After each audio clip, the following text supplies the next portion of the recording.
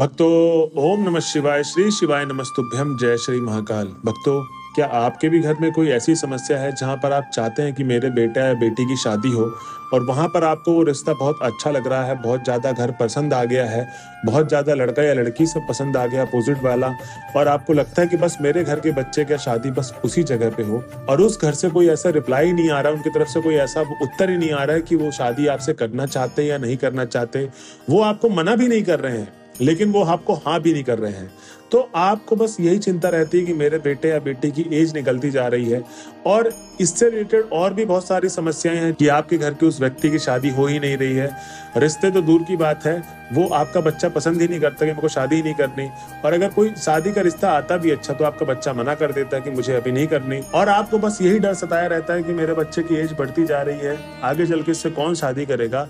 तो ये सारी समस्याओं का आज गुरुदेव जी ने समाधान बताया है। जी हाँ भक्तों, कैसे करना है, कब करना है, किस समय पे करना है, आज की इस वीडियो में मैं पूरा आपको एकदम डिटेल में बताने वाला हूँ। ध्यान से सुनिएगा। मेरी बस आपसे यही दरखास्त है कि वीडियो को आप लास्ट तक देखें। 7 से 8 मिनट की वीडियो होने वाली है, और मेरी आपसे एक चीज और दरखास्त है कि आप जो भी उपाय सुन रहे हैं मेरे मुख से, उसको आप जरूर कॉपी में लिख लें, क्योंकि गुरुदेव जी बोलते हैं अक्सर कि ज्यादातर भक्तों की मनोकामना इसलिए प्राप्त नहीं होती है क्योंकि वो आधा अधूरा उपाय सुनते हैं। अब जैसे आपने आज उपाय सुना या आपने कोई कथा में उपाय सुना, अब वो गुरुदेव जी ने बोला कि सोमवार के अष्टमी वाले दिन करना है, तो क्या आपको वो बात याद रहेगी जो गुरुदेव जी ने बताया है या मैंने बताया? नहीं याद रहेगी, क्योंकि लोगों को सुनी हुई जो चीजें होती है वो जल्दी भूल जाती हैं, और आप जो लिख लेते हैं जब भी आप उस उपाय करने जाए तो आप देखेंगे, पढ़ेंगे तो वो आपको एकदम स्मरण हो जाएगा कि कैसे कैसे क्या करना है। ठीक, तो बस मेरी आपसे ये दरखास्त है कि आप उपाय को लिख लें, क्योंकि मैं चाहता हूँ कि आप जिस समस्या से जूझ रहे हैं वो आपका समस्या जल्द से जल्द खत्म हो, जड़ से समाप्त हो।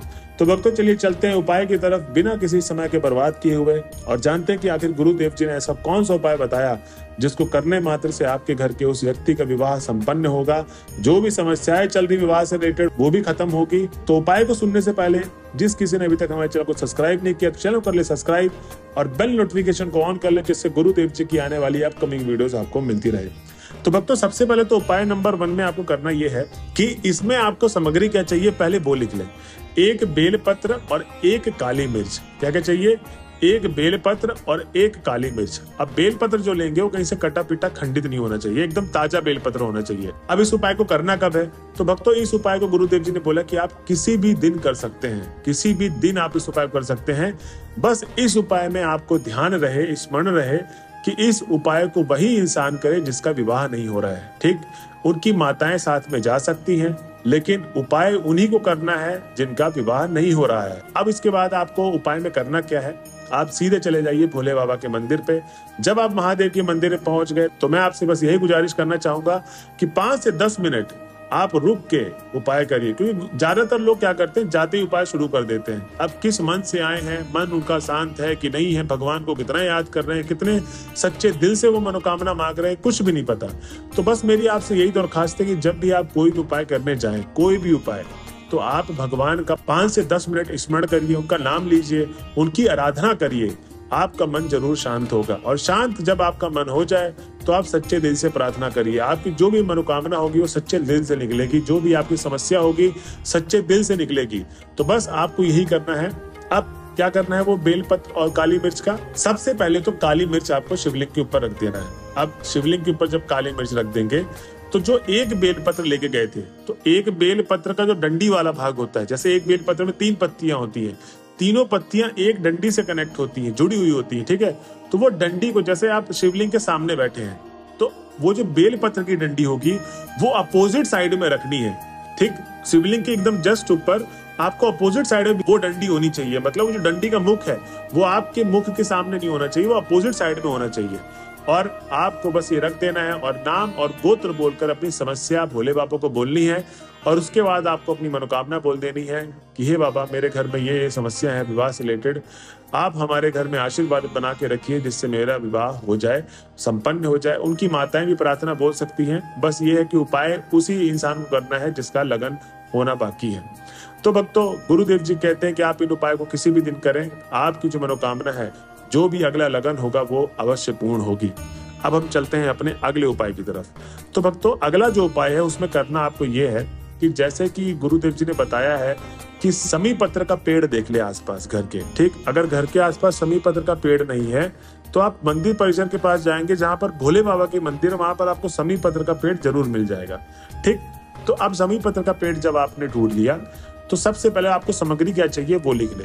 और ये उपाय आप किसी भी दिन कर सकते हैं। ये उपाय उन्हीं लोगों को करना जिनका विवाह नहीं हो रहा है। उनकी माता और अपने बच्चे को जरूर लेके जाएं जिनका विवाह नहीं हो रहा है, और उनकी मदद करें आप उपाय करने में, क्योंकि इसमें साथ में एक इंसान होना जरूरी है जो आपकी मदद करे। तो अब इस उपाय में चाहिए ये, जब आप महादेव के मंदिर में पहुंच जाएंगे, समी पत्र आपने ढूंढ लिया, तो आपको सामग्री क्या क्या चाहिए था? हल्दी, थोड़ी सी मिठाई और 1 लोटा जल। क्या? हल्दी, थोड़ी सी मिठाई और 1 लोटा जल। और जो हल्दी लेंगे वो घर के किचन से नहीं लेके जाना है आपको, जो भगवान का यूज करते हैं हल्दी वो वाला, ठीक। पीला चंदन नहीं चाहिए, हल्दी चाहिए। अब उसके बाद जब समी पत्र के पेड़ के पास पहुंच जाएंगे तो सबसे पहले भोले बाबा का नाम ले, स्मरण करें उनको, और 1 लोटा जो जल लेके गए थे वो समी पत्र के पेड़ पर आप समर्पित कर दें। जब अर्पित कर देंगे तो जो वहां की आसपास की मिट्टी गीली हो जाएगी, जो समी पत्र के जड़ की जो मिट्टी है आसपास की, मतलब जो समी पत्र के जड़ की मिट्टी है वो आपको उठाना है, उनकी माता सुन ले, और तिलक के तौर पे लगा देना। जैसे कोई भी तिलक लगवाते हैं चंदन का, तो वैसे ही आपको तिलक के तौर पे मिट्टी लगानी है समी पत्र के पेड़ के जड़ की।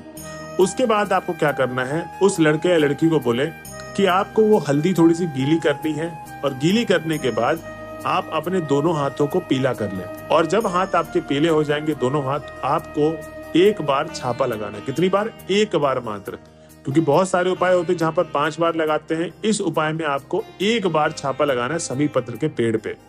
तो जब समी पत्र के पेड़ पे आप 1 बार छापा लगा देंगे तो उस बच्चे या बच्चे का मुंह मीठा करवा दीजिए। जो मैंने आपको बोला था मिठाई लेके जाना है, और ध्यान रहे कि मुंह मीठा यानी कि घर में जाके कर लेंगे, वहीं पर आपको खिलाना है समी पत्र के पेड़ के पास। और आपको अपना नाम और गोत्र बोलकर अपनी मनोकामना बोल देनी है। जो भी शादी से रिलेटेड जो भी विघ्न बाधा आ रही है, जो भी समस्या आ रही है, वो आपको सारी की सारी समस्या बोल देनी है समी पत्र के पेड़ के पास, और आपको वहां से चले जाना है। तो भक्तों, ये था हमारा दूसरा उपाय जो गुरुदेव जी ने बताया था।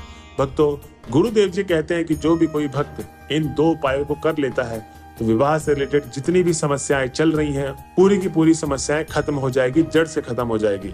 और जो भी अगला लगन होगा उसमें उनका विवाह हो जाएगा, और आपको एक बहुत ही अच्छा घर मिलेगा जहां पर आपका बच्चा या बच्ची बहुत ज्यादा खुश रहेगी।